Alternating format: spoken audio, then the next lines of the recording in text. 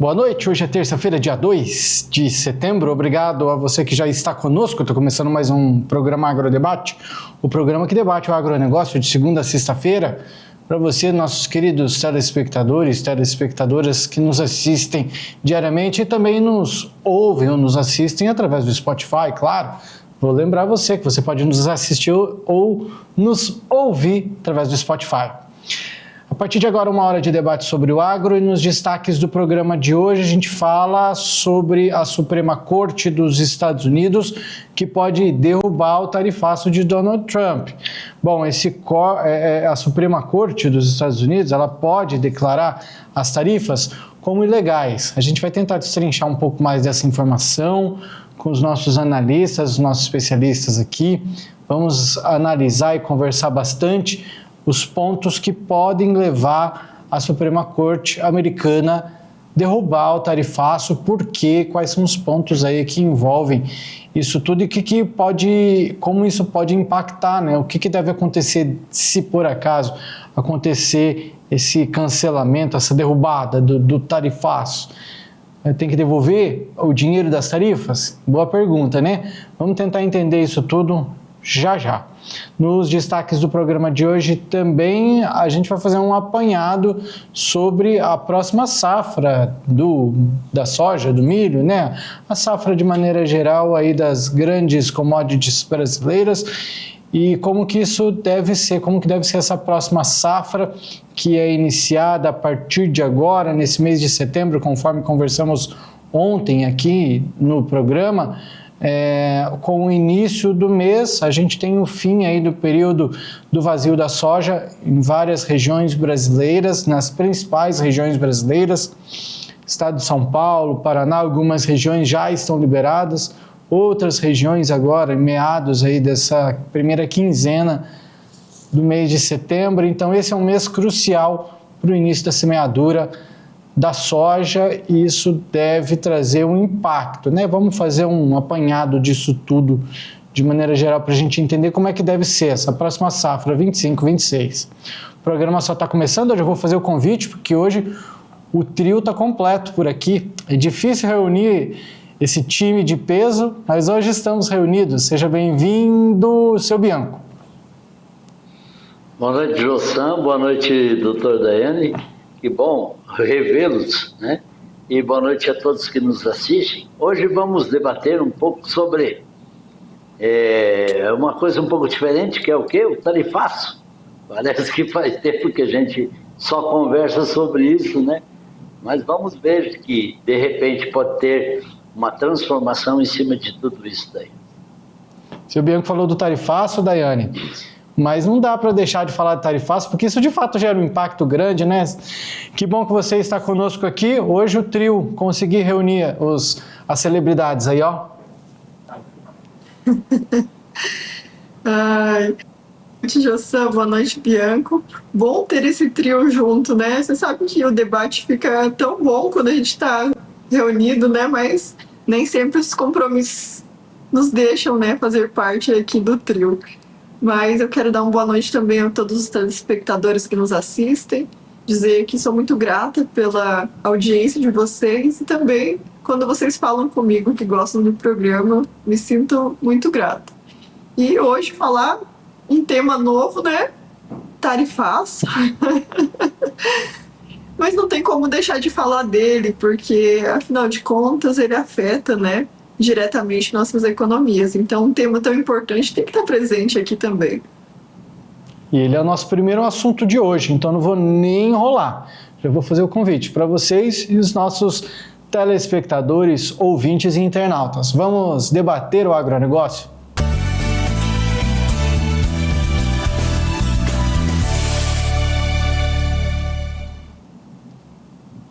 Bom, amigos, a notícia ela está em destaque no site do Canal Rural. Lá diz o seguinte: Suprema Corte dos Estados Unidos deve derrubar tarifaço de Trump.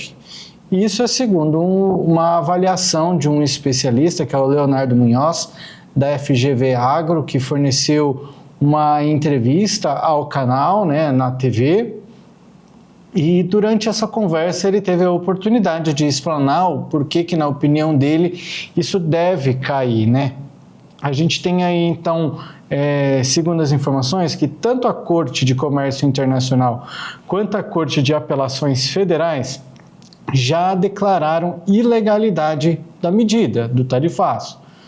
Para ele, a tendência é que a Suprema Corte dos Estados Unidos também confirme essa decisão e declare as tarifas como ilegais.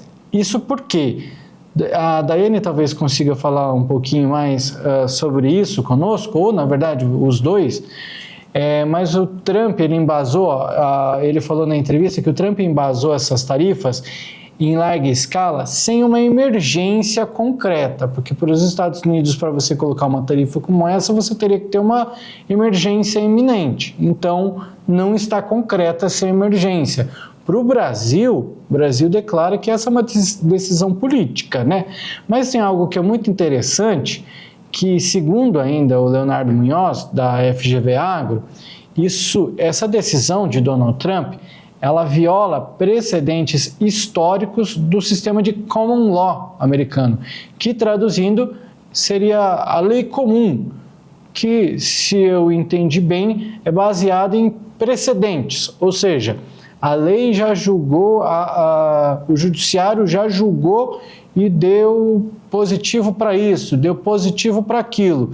Então, os Estados Unidos passa a comparar uma coisa com a outra e, dependendo com as decisões anteriores, eles isso tem um peso gigantesco na hora do veredito. Então, é por isso que, na opinião dele, acredita-se que a Suprema Corte deve derrubar o tarifaço de Donald Trump. Vou começar com Daiane Kirnev. Chega para o debate, minha amiga. Justa, muito interessante esse debate de hoje, trazer o sistema americano, ele é um pouco diferente do nosso. Lá eles não têm tantas leis, lá eles usam muito esse sistema como o law, com os precedentes, que são os casos que já foram julgados. O que já foi julgado, que é parecido com aquele outro caso, dependendo da sentença, ela é utilizada em outros casos. Até o nosso sistema também tem um pouco disso, né? As jurisprudências, os precedentes também são utilizados. Mas lá é a rigor, muito rigoroso, para que as decisões, as sentenças não tenham um caráter diferentes, para que o sistema não seja incongruente, sabe? Quando você entra num caso em um determinado juiz, vai ter uma sentença. Aí se você entrar, outra pessoa entrar com o mesmo caso, um caso parecido em outro, vai ter uma resposta diferente, uma sentença diferente. Então, basicamente, eles usam muito o sistema como law e precedentes. Agora, falando sobre a questão do Trump. O Trump pode fazer medidas, colocar tarifas? Pode, ele até pode. Só que no sentido, assim, ele utilizou os meios corretos para fazer isso. Ele alegou que foi mediante uma emergência, defesa econômica. Porém, o que está sendo discutido aqui é que uma questão de emergência para o mundo todo, aí já fica um pouco difícil ele conseguir segurar esse argumento, entende? E o que a gente pode perceber é que ele está usando isso para realmente política, para uma questão de soberania, principalmente para defender, às vezes, ou até mesmo para crescer politicamente, né, para tomar algumas posições políticas. E a gente sabe que os Estados Unidos têm um grande poder, mas o presidente ele nem sempre pode fazer todas as coisas lá nos Estados Unidos. E o tarifaço, as tarifas, elas são diretamente ligadas ao Congresso. O Congresso que deveria estipular. Existe a possibilidade, sim, do presidente, mas aí ele teria que justificar essas medidas emergenciais graves, né? Só que o que acontece é que ele está perdendo um caso específico, um caso só. Não foram julgados sobre todo o tarifaço. O julgamento foi específico de um caso que entraram na corte comercial, lá internacional, e o Trump perdeu. E o que eles não sabem ainda, Jossan, é que se esse caso vai ser estendido aos demais casos, como o caso do Brasil. Ou se, por exemplo, no final desse julgamento, se cada país vai ter que entrar individualmente na corte com um processo para também derrubar. A gente tem ainda essas dúvidas, né? Porque essa tarifa que caiu não são todas as tarifas.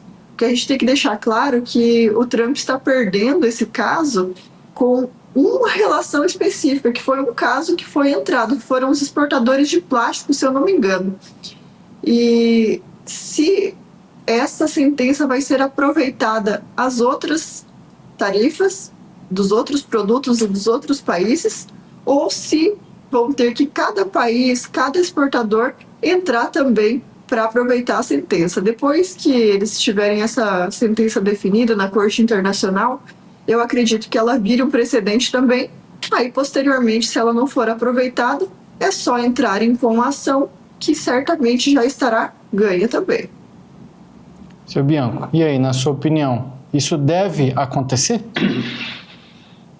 Eu acho que sim, porque eu vou acrescentar o que a doutora falou, que o Trump fez esse tarifaço pensando em atitudes emergenciais. Mas será que ele fez uma atitude emergencial para todos os países, ou para quase todos os países e para quase todas as mercadorias do mundo? Será que é uma emergência desse tamanho? Então, eu acredito muito que possa haver exatamente isso que a doutora falou, que acabe com essa ação aí da Suprema Corte acabando com o tarifaço. Penso eu que, porque eles falam muito, ou eles têm muito poder em cima de que esses valores que já foram arrecadados, poderia ser ressarcidos para quem houve o prejuízo. Eu acredito que essa parte não, em virtude do quê? Fica um pouco tanto quanto difícil de devolver para quem foi. O prejuízo foi para quem? O prejuízo foi para quem? Para o exportador brasileiro ou foi para o consumidor norte-americano?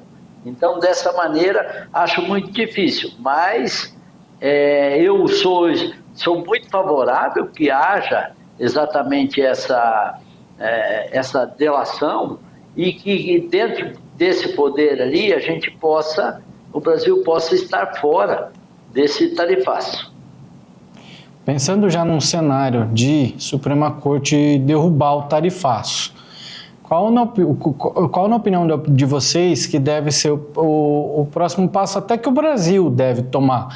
Reivindicar um ressarcimento ou talvez, Daiane, seja até a oportunidade de, já num cenário de derrubada de tarifa.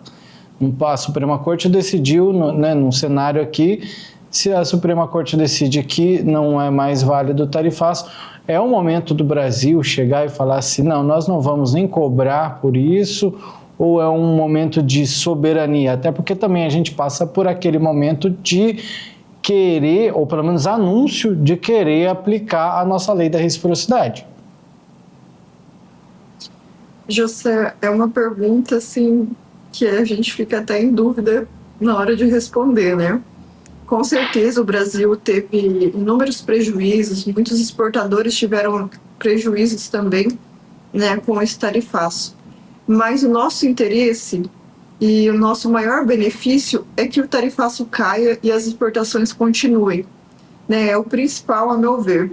Então, se a corte vai condenar o pagamento ou não, a gente não sabe ainda, nós vamos ter que esperar a decisão final, que vai ser só em outubro, e eu também acredito ser uma atitude sensata o Brasil esperar até a decisão final, até para saber se esse julgamento vai servir para todos os casos ou só para aquele caso específico, então esperar até outubro para a gente saber.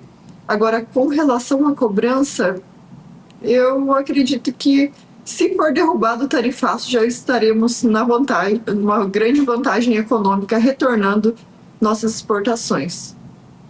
Seu Bianco, na sua opinião? José, se sair o tarifaço, veja bem, se a gente quiser entrar nessa cobrança dos prejuízos que nós tivemos, é muito difícil. Então, como a doutora falou, eu acredito que estaria bom demais simplesmente se nós estancássemos o que seria daqui para frente, porque os prejuízos são muito grandes. Hoje, por exemplo, você pega todos os nossos portos estão lotados de mercadorias. Quantos exportadores de quantas mercadorias que não puderam fazer seu trâmite? Tem alguns que ainda se arriscaram a fazer, porque só para a gente acrescentar, existem muitas mercadorias que os exportadores brasileiros eles vendem, tanto CIF como FOB. O que é CIF ou FOB? É que a mercadoria, quando você embarcou a mercadoria no navio, dessa mercadoria o risco, impostos, seguro e tudo é por conta lá do comprador. Isso 90% das vendas são feitas assim. Os compradores de lá, você como vendedor, você ainda embarca no navio, leva essa mercadoria e tudo, daí seguro, tudo é por tua conta. Nesse momento, ou nesse trâmite, nesse determinado tempo, houve essa taxação. Havendo essa taxação, o que ocorreu? De quem que será essa despesa? Quando foi embarcado aqui, nesse tempo de chegar lá, daí o produtor, lá, o comprador lá, ele pode se recusar a ficar com essa mercadoria, porque o tarifaço não estava na programação de custo dele. Então, isso é muito complexo, é muito diferente. Então, esses valores que a gente possa querer ser ressarcidos não dão certo, ou é muito questionável, muito jurídico. Então, no meu entender, simplesmente se acabasse com o tarifaço, seria a melhor coisa do mundo para o produtor brasileiro e para o industrial brasileiro. Daiane, você mencionou perdas, né, para o produtor brasileiro, e olha dados, né, o Brasil ele deixa de receber 1 bilhão e 100 milhões de reais porque 1.542 contêineres de café estão parados nos portos, ficaram parados no mês de julho, né? O esgotamento da infraestrutura dos portos do país fez com que o Brasil deixasse de embarcar aí, 508.732 sacas de 60 quilos, o que dá esses 1.542 contêineres de café em julho desse ano, conforme o levantamento realizado pelo Conselho de Exportadores de Café do Brasil, e o não embarque desse volume impediu aí a circulação desses 1 bilhão e 100 milhões como receita cambial. Esse prejuízo pode causar até uma guerra interna aqui também, né? O produtor ele vai querer cobrar de alguém isso. Então, fica difícil a gente entender o que vai acontecer daqui para frente, ou dá para ter uma ideia? A ideia que eu tenho é que quem perde é o produtor, nunca é o outro lado. Os preços baixam, caem, os valores já foram sentidos aqui no nosso café, inclusive que está com preço bem abaixo dos últimos 3 meses que a gente tinha um café com preço mais elevado. Mas a questão do café, se a gente lembrar o que aconteceu na região mineira, né, nós tivemos incêndios, nós tivemos fogo nas plantações de café ali, que afetaram diretamente as plantações. Então, diminuiu a quantidade de oferta significativamente. Então, nós não tivemos a mesma quantidade de café ofertado pelo mercado. Então, nada mais justo do que o valor equilibrar esses prejuízos, né? E hoje a gente está vendo que mesmo com essa oferta baixa, por causa dessa questão de tarifaço, o café, que era um produto que era muito exportado para os Estados Unidos, teve aí mais uma sessão de prejuízos. E isso sempre fica na conta do produtor rural. Seu Bianco, uma guerra interna aqui, ou vai ser só mais uma vírgula, mais um detalhe aí entre os problemas causados pelo atual governo? Eu acho que é só mais um detalhe, José. O governo brasileiro ele até gosta, ele não gosta do produtor, então ele até gosta que o produto baixe para o consumidor. Ele tira proveito disso, né? O café baixou porque ele não quer saber se houve menos oferta, se está lá, igual você falou, aí quanto? 500 mil sacas, acho que de café, lá no porto, parado no porto. Como pode isso? Como que vai estocar tudo isso? Olha o custo de estocagem, olha ah, não, então esse café vai voltar para o produtor brasileiro para ter uma oferta maior aqui para baixar o preço.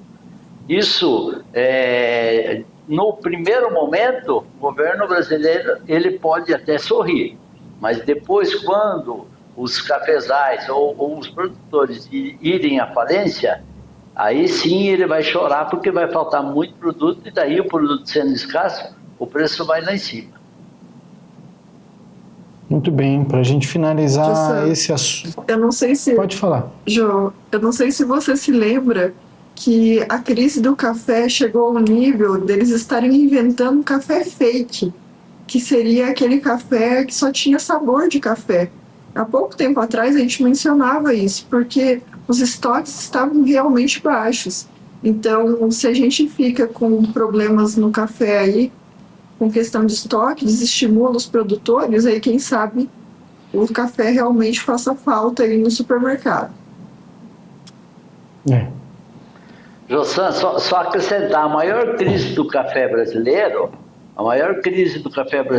foi quando deu umas geadas no norte do Paraná e morreram os pés de cafezais e os produtores do norte do Paraná desistiram de plantar café, principalmente porque ali não havia muita geada e num determinado ano, aí, há uns 20, 30 anos atrás, houve uma grande geada. E aí a maior crise do café mundial e os preços foram estratosféricos. Por quê? Porque houve houve pouca oferta.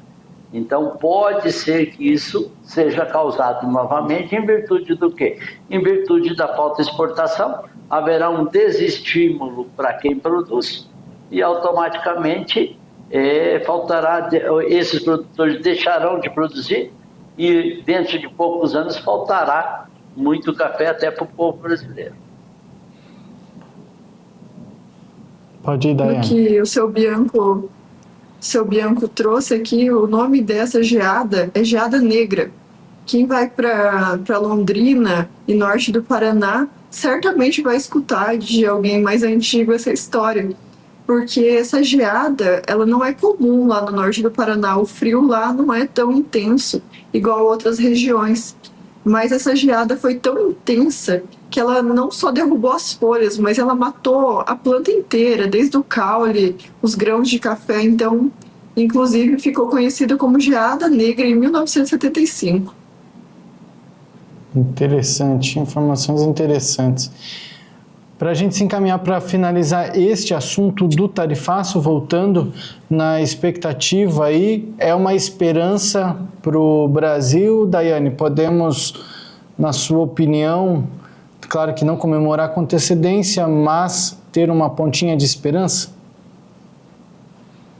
Com certeza, Jossan. O tribunal norte-americano ele tem um padrão que costuma ser mantido, né? E já houveram 2 sentenças aí favoráveis à ilegalidade, né, do tarifaço, e eu acredito que a Suprema Corte não vai se posicionar de forma diferente. O que a gente não sabe é se vai ser rápido ou se vai ser mais demorado, pelo fato de não saber também se essa sentença vai ser aproveitada para os outros casos, inclusive do Brasil. Mas o que a gente pode esperar é que o tarifaço caia sim. Seu Bianco, para concluir?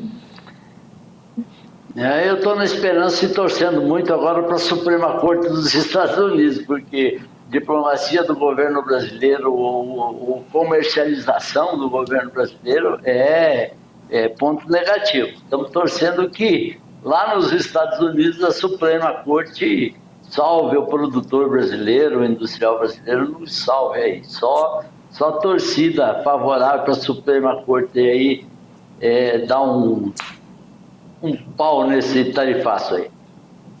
A nossa luz está não só no fim do túnel, está do outro lado do túnel mesmo, viu? Depois que atravessou a montanha, passou no túnel, está lá do outro lado, está lá nos Estados Unidos. A nossa esperança está para o lado de lá.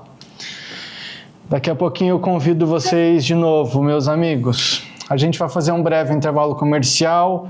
No próximo bloco, a gente continua falando ainda sobre o produtor brasileiro, já que existe uma possibilidade de ainda nesse mês de setembro o produtor ver alguns sinais de alteração de clima causados pelo Laninha. Vamos entender um pouco mais de Laninha, como isso pode afetar o produtor brasileiro, e vamos falar de dados também que já prejudicaram a nossa agricultura brasileira. O intervalo é rápido, voltamos já.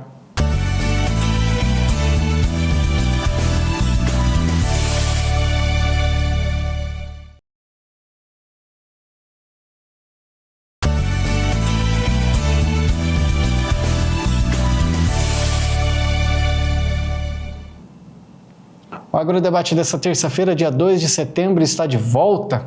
A você que continua conosco, obrigado por continuar. Você que chega agora, ainda tem aí mais um tempo de programa, fique conosco, um pouco mais de meia hora ainda, o programa nem começou. Todos os dias, lembre-se, 1 hora de debate sobre o agronegócio para você aqui na tela do canal AgroPlus e também disponível no Spotify para você nos ouvir ou assistir. Nosso próximo assunto é o Laninha, aquele efeito climático, né? E segundo a Reuters, maior agência de informações do mundo, o retorno do Laninha pode começar a afetar padrões climáticos globais a partir já desse mês de setembro. Não é o Laninha se manifestando por completo, mas isso já pode afetar os padrões climáticos, segundo a Reuters, com informações da Organização Meteorológica Mundial. Essa informação foi divulgada hoje e eles afirmam que as temperaturas ainda devem ficar acima da média em grande parte do mundo. E vamos lembrar que o padrão Laninha, ele envolve o resfriamento das temperaturas do Oceano Pacífico Central e Oriental, aumentando a chance de enchentes e secas, o que pode afetar, claro, as colheitas, diretamente falando, né? Vamos montar a nossa bancada digital mais uma vez aqui. Está comigo o seu Bianco, que é especialista em negócios, a Daiane Kirnev, com o seu conhecimento de especialista em agronegócios. Meus amigos, essas condições do Laninha, ele normalmente dura aí aproximadamente 2 anos, né? Segundo informações aí. E aí a gente analisando, só para o nosso telespectador ficar um pouco mais inteirado, lá entre 2007 e 2009, teve uma forte estiagem no sul, perda de até 50% de safra de milho do produtor gaúcho. Isso há mais de 10 anos atrás, aí há 15, 16 anos atrás. Quase 20 anos, né, na verdade. Bom, exportações de soja acabaram compensando aí um pouquinho o prejuízo. Em 2010, de 2010 a 2012, Rio Grande do Sul, mais uma vez, registrando prejuízos agrícolas. Já em compensação, no Centro-Oeste, a gente vê uma safra recorde. Em 2020 a 2022, que foi um dos mais longos e severos, mais uma vez o Rio Grande do Sul perde na produção de soja. E o Brasil como um todo consegue manter a produção por conta da região Centro-Oeste e também o Nordeste por causa da Bahia. Então os maiores produtores de soja aí, Mato Grosso, Goiás, Bahia, segurando. O que a gente consegue entender é que esses efeitos do Laninha, eles são um pouco mais severos próximos aos hemisférios. Agora na região, aqui na nossa região central, Mato Grosso, a gente já vê uma diferença, a gente não vê tanta diferença. Seu Bianco, começando com o senhor, falando aí de início de um período como esse, como que o produtor pode se preparar? Existe uma maneira dele se preparar economicamente ou na área dele? O que é que ele deve fazer no momento e que sabe que tem que ficar de olhos bem abertos, né? Eu acho que o produtor simplesmente, ele tem que rezar, porque o efeito Laninha ou o El Niño, eles são efeitos globais, né?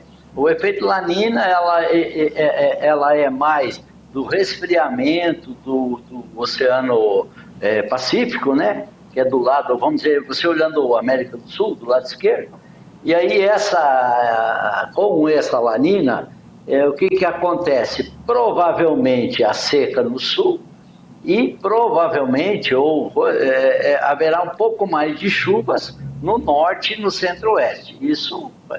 Agora, essa previsão do La Nina agora, Jossan, ela é só até novembro. Vamos dizer, pode ser que depois ela mude, né, um pouco. Então, torcer que esse efeito La Nina seja o menor possível, para que não haja tanta chuva no centro-oeste e no norte, e para que não haja falta de água no sul. Essa é a nossa torcida, para que o produtor brasileiro consiga produzir um pouquinho mais, ou produzir pelo menos o normal nessas duas regiões, né, nesse Brasil inteiro, nessas regiões. Para quê? Para que ninguém tenha tanto prejuízo. Agora, se infelizmente houver esse efeito La Nina, provavelmente no sul do país e até na Argentina haverá falta de chuva, prejudicando os produtores. E na nossa região, centro-oeste e norte, haverá um excesso de chuvas que também pode prejudicar os produtores também, né? Daiane, ontem mesmo a gente conversava sobre clima, que nem com o começo do mês de setembro, a expectativa do período de colheita, e agora essa informação ainda para complementar, o que pensar, o que passa na cabeça, inclusive, de você que vem de uma família de produtores rurais, né?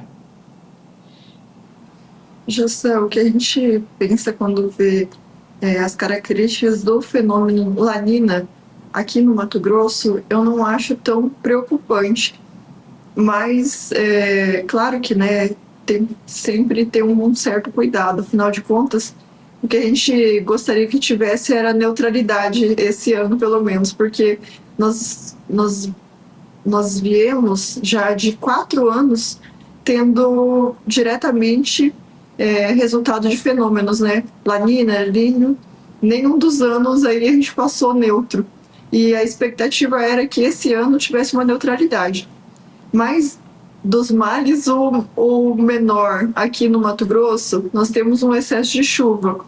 Então a gente se preocupa, claro, porque na agricultura a gente não pode ter excesso de nada, nem de sol e nem de chuva, né? A gente tem que ter um equilíbrio. Todo excesso ele pode ser prejudicial, ele pode estragar uma planta, ele pode apodrecer, ele pode passar a hora da colheita, não conseguir colher. Mas o que a gente vê é que esse fenômeno ele prejudica muito mais a nossa região sul, porque lá o fenômeno se concentra em seca. E nós já temos 4 anos, 4 safras dos nossos gaúchos lá, pessoal do sul, com problemas, ou com enchentes, ou com secas severas. Então, é um fenômeno preocupante quando a gente pensa na região sul do país, principalmente. E pensando aqui no estado de Mato Grosso, também nos preocupa, porque é um ano que já nós estamos segurando as pontas aí de contas, né? Literalmente até fez uma rima aqui, porque os custos estão muito altos. Então, esse ano a gente vê que existe uma diminuição no investimento, principalmente na questão de fertilizantes. As pessoas querem usar as suas poupanças, né? Porque conforme você vai investindo ali na terra todos os anos, vai gerando às vezes alguma sobra, uma poupancinha ali, e esse ano é para ser usada. Então a gente sempre tem uma cautela quando a gente vê qualquer tipo de fenômeno, uma cautela para fazer um planejamento correto, né? Claro que o produtor mato-grossense não tem tanta escolha de janela de espera, porque depois que você quer plantar o milho, você não tem tanto tempo para ficar esperando. Nas primeiras chuvas já vão plantando a soja mesmo. Mas o ideal seria que existisse um calendário, né, para que eles pudessem plantar e também colher com segurança. Mas nem sempre isso é possível, né? O que a gente sabe é que planta-se o mais rápido possível para colher o mais rápido possível, para plantar novamente o milho o mais rápido possível para aproveitar toda a janela de chuva. Ano passado nós tivemos um período muito chuvoso, né? Algumas propriedades foram afetadas, mas o que a gente sabe é que facilitou, e a maioria dos produtores mato-grossenses, pelo que a gente vê nas médias do IMEA, foram maiores. Então, por isso que esse fenômeno ele é preocupante para alguns, com certeza, mas o que traz as chuvas são condições até melhores de produtividade. Então, nesse caso, a gente se preocupa em termos, né? A gente se preocupa para que a nossa lavoura não seja atingida na hora da colheita em excesso. Essa é a nossa preocupação. Seu Bianco, a Daiane tocou num assunto mais detalhado, né? Falar bem de chuva, falar bem de seca. A chuva, primeiro que ela pode arrastar tudo, a gente já falou muito sobre chuva aqui, principalmente dos gaúchos, arrastando, levando tudo que tem ali, que acabou de colocar sobre a terra, o adubo que acabou de colocar, isso tudo normalmente vai com as enxurradas. E a falta, a Daiane estava falando muito bem sobre isso, né, do equilíbrio, nada demais é bom, nem o calor, nem a chuva. E o calor em excesso, ele causa o quê? Deixa o pasto na pecuária também, prejudica a pecuária. O pasto fica seco, você não tem mais disponibilidade de pasto para o animal. O que é que tem que fazer? Investir em ração. Tudo isso a gente está falando de perdas e gastos a mais ainda, né?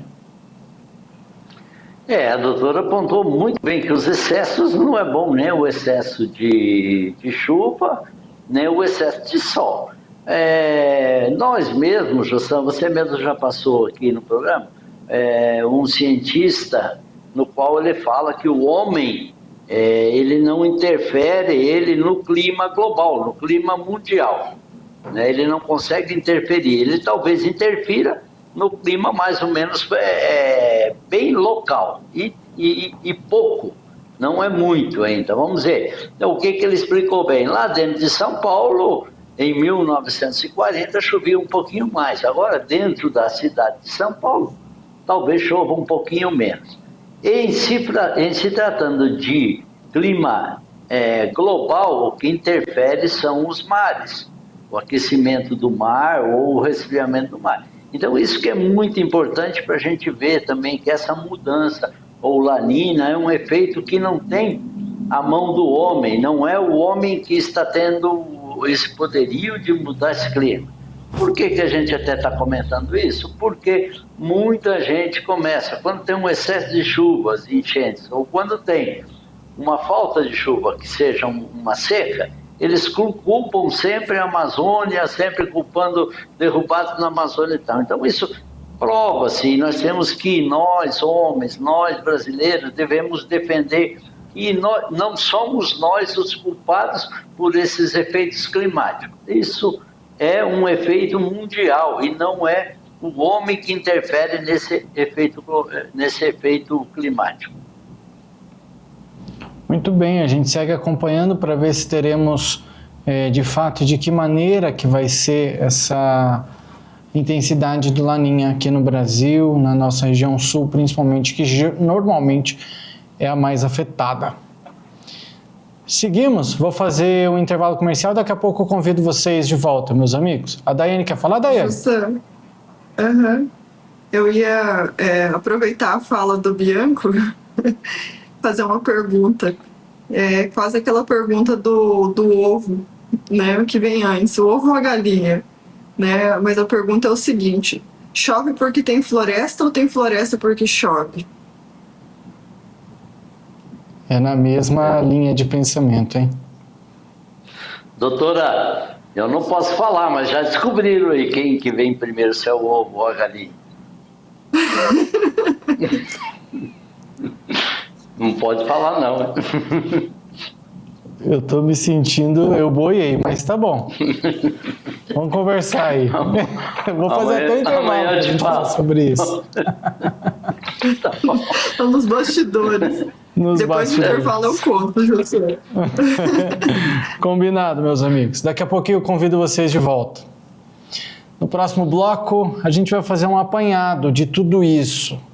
Laninha, Trump, tarifaço. Afinal de contas, como é que será que vai ser a safra 2025-26?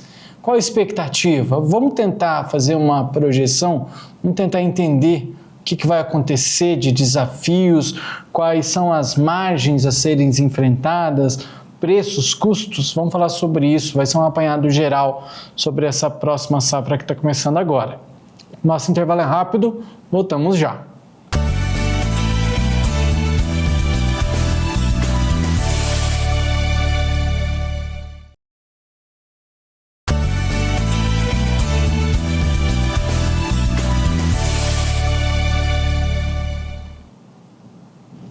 último bloco do Agrodebate. O programa está quase terminando, falta pouco tempo aí, temos 15 minutos de programa. Fique conosco, ainda dá tempo de debatermos, tem coisa para a gente conversar por aqui, então fique com a gente.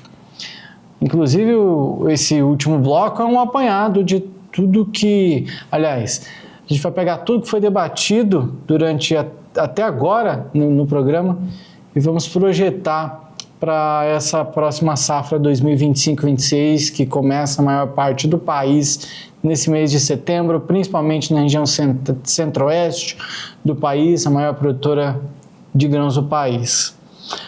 Bom, eu decidi, eu já vou até chamar o seu Bianco e a Daiane Kirnev por aqui, porque essa conversa eu acho que ela vai ser muito... Eu quero ouvir a opinião de vocês. Porque em um site eu vi a seguinte opinião: as margens crescem, dívidas preocupam. E outro, a safra será desafiadora com custos altos e preços baixos. Então a gente vê assim, oportunidade e também dificuldade.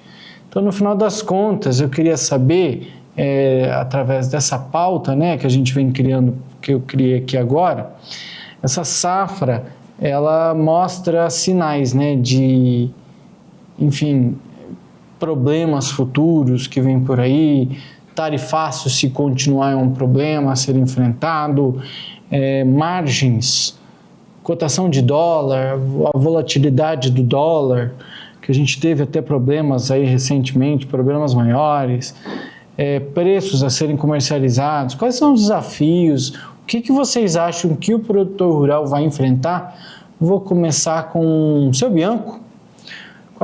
Quais são os maiores desafios aí? Como que o senhor acha que vai ser essa safra, essa próxima safra começa agora, quando a gente considera as duas principais commodities, a soja e o milho? Eu iria falar um pouquinho mais da soja, Jossan. Os estoques mundiais da soja estão muito altos, né? Estamos produzindo aí, o mundo produz aí 450 milhões de toneladas e o nosso estoque nunca teve tão alto que eu acho que está perto de 130 milhões de toneladas. Sempre o estoque esteve aí em 100 milhões, então está 20 e poucos % acima. Você citou num bloco anterior aí que houve uma seca no ano nosso, acho que foi em 2020, 2021 aí, o estoque naquela época, naquele ano, ficou em 92 milhões de saca, de 92 milhões de toneladas, certo? E hoje nós temos 130 e poucos milhões. Por que é que o estoque está grande? O consumo mundial também não está tão grande. A China crescia 9% ao ano, 9, 10% ao ano, está crescendo 4, 5%, isso são menos poder aquisitivo, menos dinheiro no mercado, menos consumo. Então, são esses, no meu entender, são esses os maiores fatores de hoje, que o preço da soja não vai ficar tão alto agora no começo, porque não existe essa chance de um consumo muito elevado. A commodity no mundo, ela é assim, se o consumo aumentar, o preço também aumenta. Agora, se baixar o consumo, seja de qualquer um dos produtos, o preço baixa. Então, no meu entender, hoje, a grande dificuldade, principalmente do preço da soja, se falando mundialmente, ela vai ficar em torno desses valores que estão hoje, porque o mundo inteiro não está numa crescente no próprio consumo. E até que esse estoque baixe essas 30 milhões de toneladas, é muito difícil que volte aí para os 100 milhões de toneladas. Quando ela chegar em 100 milhões de toneladas, haverá um acréscimo no preço, uma procura maior, e haverá automaticamente preços melhores para o consumidor. Daiane Kirnev. Justa, eu acho que todos os anos na agricultura sempre são anos a serem pensados estrategicamente, né? E esse é um dos maiores. A gente vê que os valores, né, o investimento é muito maior e a projeção é de que na hora da venda esses valores estejam baixos. o que gera uma rentabilidade muito reduzida, né?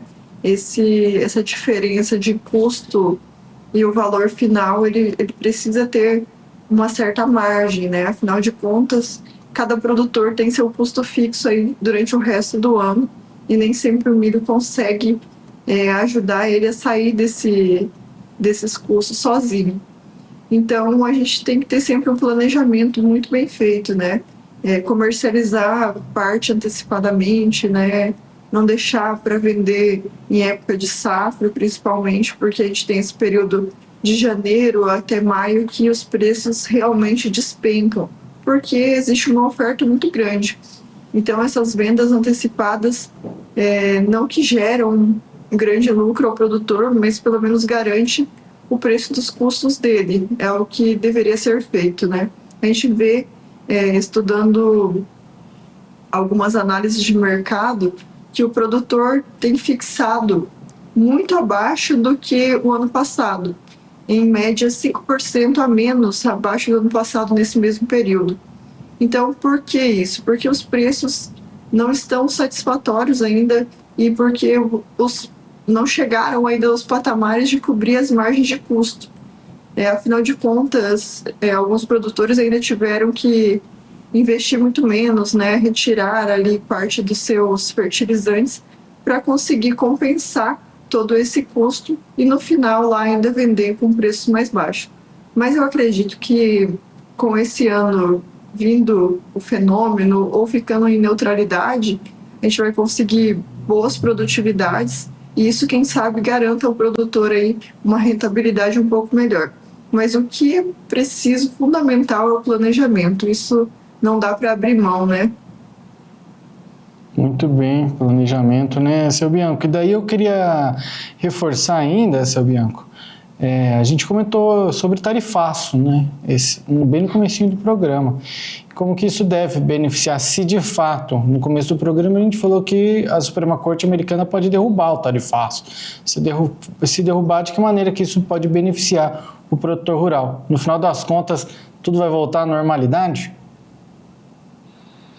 Eu acredito que derrubando o tarifaço volte tudo à normalidade, porque o produtor brasileiro ele estaria pensando que com o tarifaço do Trump para a China, ele iria vender uma montoeira de soja para a China. Não houve algumas vendas, mas não o suficiente para que preços se levassem. Se nós não vender para os Estados Unidos, automaticamente o preço também será menor, porque estaria sobrando produtos. Vamos vender toda essa sobra dos Estados Unidos, vamos vender para a China ou para outros países. Não consegue ter um consumo mundial de tudo isso. Então, eu acho bem difícil que, sem excluir o tarifaço, sem que saia fora o tarifaço, que nós possamos ter preços bons de produtos, principalmente da soja. Quanto ao milho, o milho brasileiro ainda ele está no mercado interno, tem um grande poderio hoje, em virtude de que se está produzindo muito álcool do milho. Usinas de álcool estão saindo no Brasil, principalmente no centro-oeste, na nossa região, se vê notícias de todo dia, de mais usinas, agora o Grupo Impasa com o Grupo MAGE, do senador e ex-governador de Mato Grosso, se uniram, notícias assim que eles vão investir, eu acho que 10 bilhões na região de Rondonópolis, em usinas de álcool. Então, e tantas quantas usinas estão saindo. Isso se dá muito destino ao milho local, que não haverá, vamos dizer, um excesso para exportação. Agora, quanto ao sul do país, ou ao centro-oeste, ou principalmente em São Paulo, eu não tenho notícia de que estejam querendo fazer algumas usinas de álcool aí. Aí depende, se não houver essa procura maior, principalmente nesses centros, aí sim os preços, acho eu, que serão menores. Mas nunca será muito menor, por quê? Porque você teria a oportunidade de inverter e vender milhos aí do sul, vender até para o Centro-Oeste, que teria esse destino principalmente do álcool. Daiane. Seu Bianco, a questão é que o milho até pode segurar, mas a soja, eu acredito que o tarifaço ainda ajudou, né? O tarifaço dos Estados Unidos com relação à China ainda ajudou a manter os preços, apesar de baixos, mas nos patamares que estavam. Senão, acredito que nós teríamos patamares aí até uns R$90, sendo bem sincera, se não fosse essa tarifação com relação à China, porque o produtor norte-americano até deixou de vender, né, para a China, porque os Estados Unidos fizeram tarifaço com relação à China bem no momento da nossa safra. Então, eu acredito que esse ano só não foi pior por causa do tarifaço, mas a gente tem novos desafios agora, né? E o desafio é que a produtividade vai melhorar e os produtores cada vez mais buscam isso.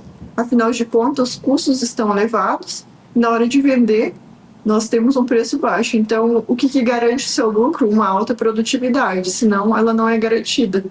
Então, é uma possibilidade aí de fazer sempre os planejamentos e cuidar. A gente tem lá em Campo Novo dos Parecis algo muito interessante, Jossan.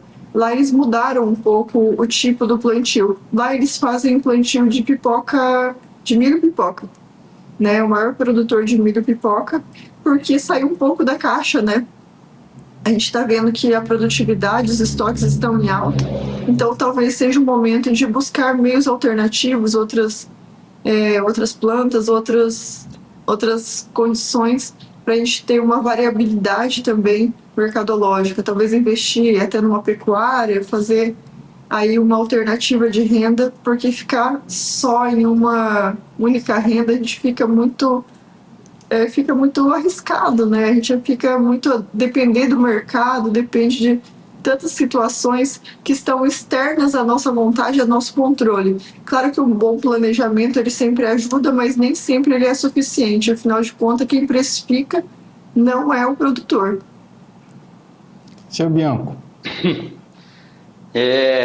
Tá difícil talvez de vocês entenderem o Bianco, porque o Bianco às vezes fala, não, o tarifaço tem que cair, mas o tarifaço tem que ficar. Deve existir o tarifaço para a China, para nós poder vender nossa soja para a China. Mas não deve ter para o Brasil, né? Que daí nós podemos vender nossos produtos. Então, às vezes fica até difícil. É bom que tenha problema para os outros, e não para nós. Agora, o preço também, doutora Jossan, acho eu que o preço da soja ela vai ficar mais ou menos nisso. O agravante, ainda no meu entender, é que o nosso produtor ainda ele vem com dívidas altas, taxa Selic e juros altíssimos, então isso vira uma bola de neve, tudo isso são custos, né? Os fertilizantes também agora talvez os custos vão subir um pouco, porque em virtude de guerras internacionais, né? Ontem ou hoje eu vi aumento do diesel, isso é aumento de consumo, aumento de custos para o produtor. Aumentou só acho que 20, 22 centavos da Petrobras, mas daí tem mais o ICMS, tem mais custos, e tudo isso, no fundo, volta a ter altas, ter bastante alta nos custos para o consumidor. O que eu não vejo que lá, há quase um ano atrás, ou em janeiro, o dólar chegou a 6,30, acho, né? 6 e pouco. E o diesel era esse determinado preço, era mais baixo ainda. Aí a Petrobras sempre fala que equiparam os preços em dólar, porque também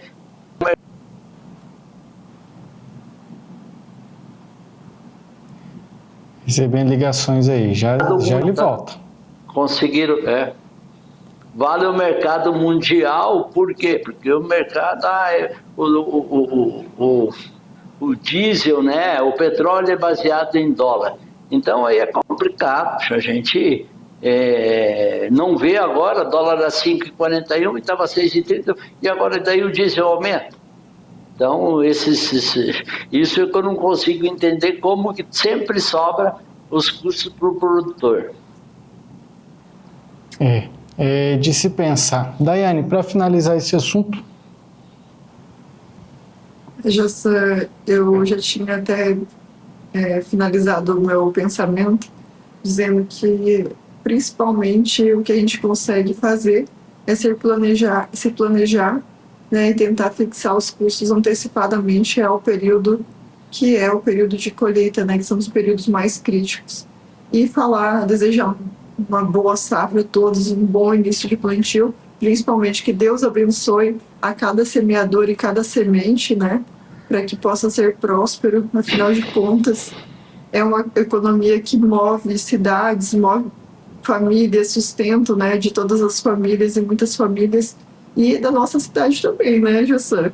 Então a gente tem aí uma expectativa para que sempre os produtores vão bem, as cidades vão bem e tudo dê certo. Então vou aproveitar esse gancho da Daiane, já quase uma despedida, e já vou me despedir porque também já deu o nosso horário. Daiane, vamos lá então, agradecendo mais uma vez sua participação aí. Um abraço, obrigado mais uma vez. José, eu que agradeço a participação aqui no programa e vou responder a pergunta que eu tinha feito. Eu assisti Se chove porque tem floresta ou tem floresta porque chove? Eu assisti uma reportagem no Jô Soares, é o Ricardo Felício, quem quiser pesquisar, ele é professor de geografia e meteorologista.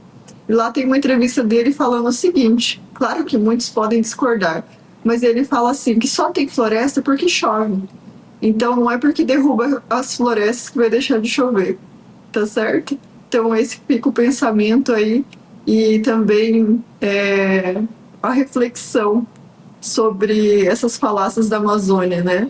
Então a gente também tem que pensar um pouquinho se tudo isso está certo ou se eles querem nossa Amazônia para eles. E deixar também um abraço, um beijo para a Lavínia e para o Pietro e para todos os telespectadores. Um beijo, muito obrigada. Valeu, seu Bianco, obrigado por hoje.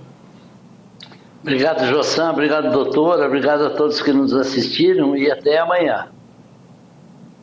Obrigado então a vocês mais uma vez, que bom esse trio completo. Vamos ver se amanhã a gente consegue reunir de novo, porque já sabemos que quinta não, né? Quinta não, sexta não, segunda não. Valeu, gente, obrigado, uma boa noite para vocês e até amanhã. A você, telespectador, ouvinte, internauta, obrigado pela sua companhia, uma boa noite, amanhã a gente está junto de novo.